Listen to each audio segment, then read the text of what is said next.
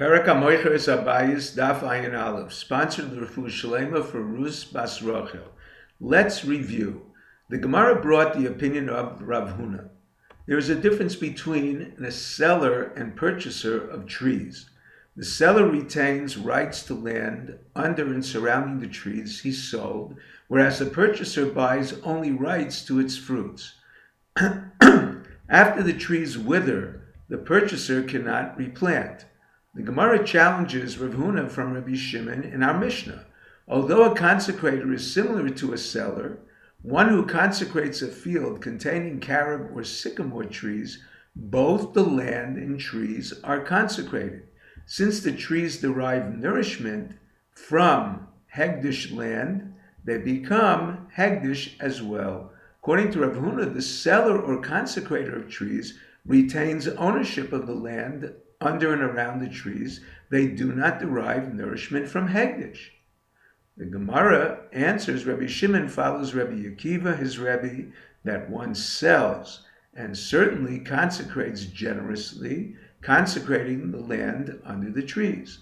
Rav Huna follows the Rabbanan that he consecrates only the trees. We now begin today's daf.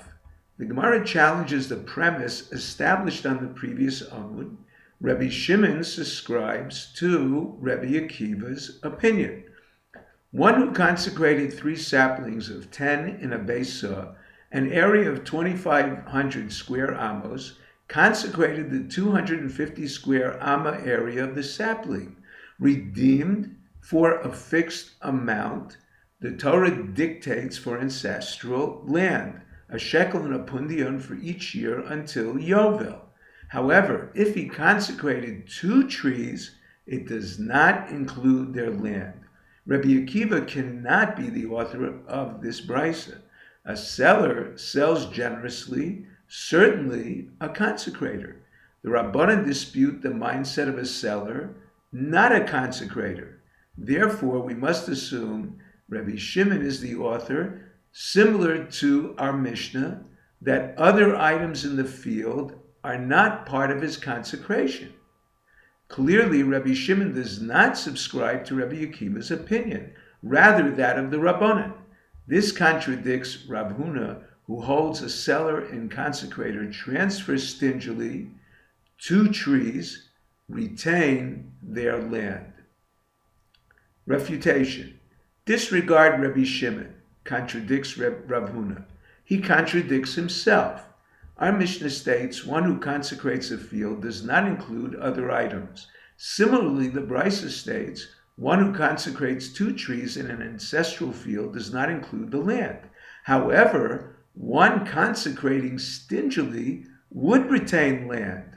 No need to distinguish in our Mishnah between pits and trees.